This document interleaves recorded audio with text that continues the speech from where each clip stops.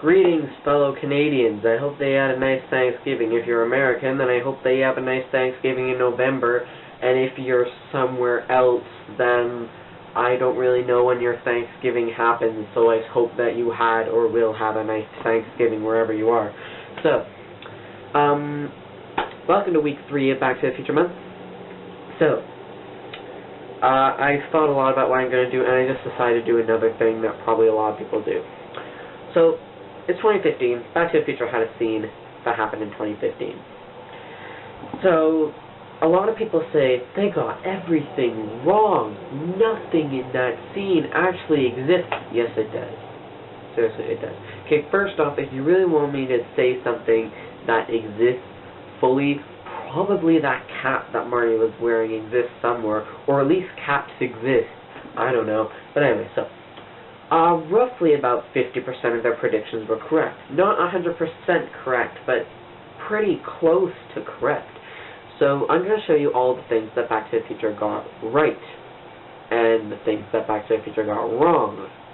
And remember, the things that they got wrong, there's still a couple more days for inventors to invent them.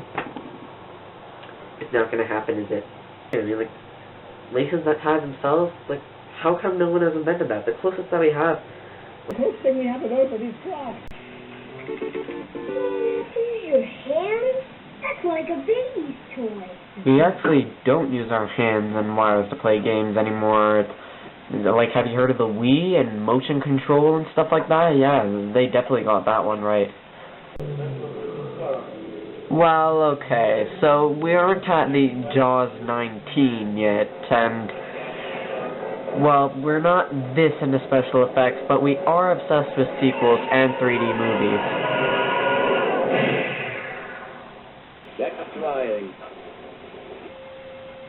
In this scene, a man asks Marty to donate $100 to save the Clockwork Tower, since they expected that to be cheap by now.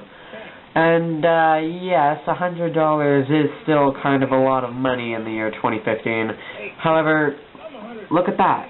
It looks like he's carrying what looks like a tablet. Admit it, you have a tablet at your house, or you know someone who has a tablet at your house.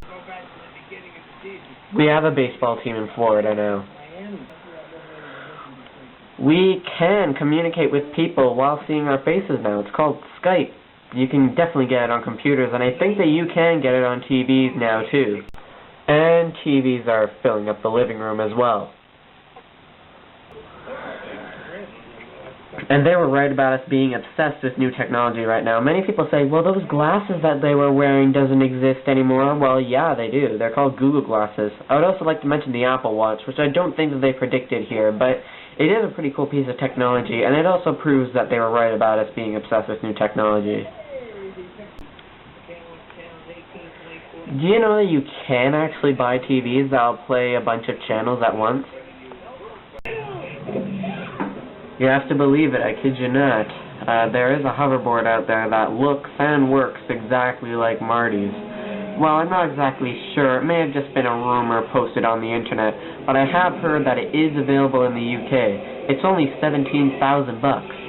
So if you want a hoverboard, just sail over to the UK and bring 17,000 bucks with you. Even if you can't wait for... Even if you can't afford 17,000 bucks, there is still another hoverboard out there. It's just it'll only work on metal. The weather forecasts are awesome at predicting the weather. Well, I mean, like, when you think about it, it's actually true. Whatever they predict, the opposite will happen. So whatever they say, just predict that the opposite will happen. Therefore, they are good at telling you what the weather will be. A lot of people say that they're controlling the weather here, and we actually can kind of control the weather with brand new technology. We can make it rain or snow at will, but we just can't create sunshine. The post office is pretty good, actually, especially here in Canada. I don't know where you live. I'm not entirely sure, but I'm going to expect that masks like that probably exist somewhere out there. There's like a gazillion countries out there. Probably exist somewhere. So we have a couple more days to invent shoes with laces that tie themselves. For us to have ovens that can expand food.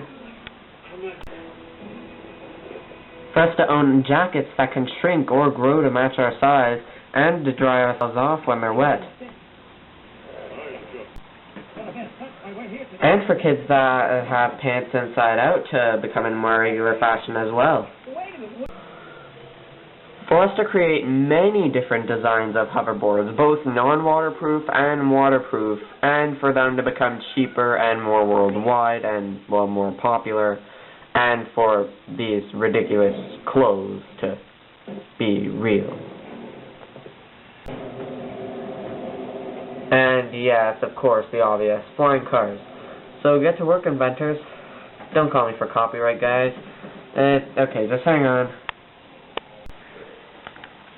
Back to the Future 2 is a 1989 American comic science fiction film directed by Robert Zemeckis and written by Bob Gale.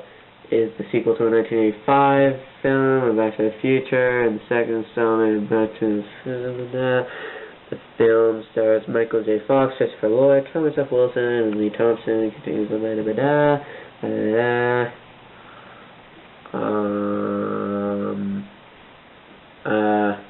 I don't know. If there's anyone else who worked on this movie, it is somewhere popping up here. It popped up somewhere in here. Yes, please don't call me for copyright. And I'll see you on Wednesday, I hope. I'm hoping to post that video on Wednesday, but if it's late, then please don't kill me.